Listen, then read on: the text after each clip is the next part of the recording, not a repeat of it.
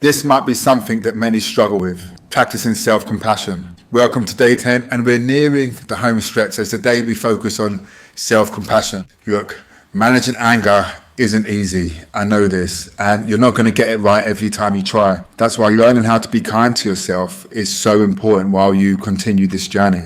Without it, you'll fall into the cycle of frustration and guilt, and that will just keep you stuck. Self-compassion is about treating yourself with the same understanding and patience that you would a mate who you knew was struggling. Think about it. If a mate was to come up to you and he confessed, he said, look, I've messed up.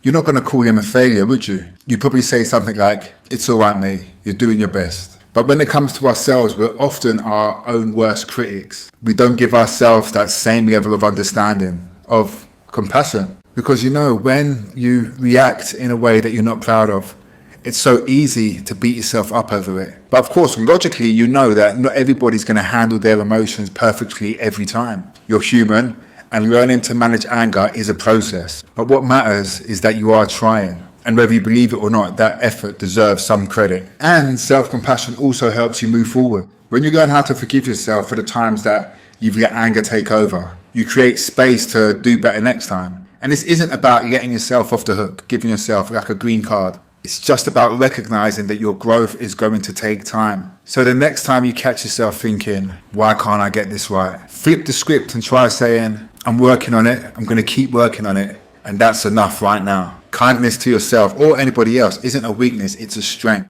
Today I want you to practice showing yourself a little compassion. Think back to a recent time where anger got the best of you, and instead of looking back at it with judgment, I want you to ask yourself, 1, what can I learn from this? Don't move on until you've actually figured out what you can learn from it, what positive you can take from that situation. And 2, what would I say to a friend that was in the same situation? And not that specific situation, but just think of the whole picture, how your friend's going to feel before, in the situation, and after. Write down the answers and read them back to yourself. And I want you to remember that self-compassion is not about making excuses. That's not the type of coach I am. I'm not here for excuses. It's about making room for growth. And I go into depth around self-compassion and how we can cultivate it within ourselves in my Shift and Elevate program. Tomorrow we continue on this journey as we look at releasing stored anger. See you then.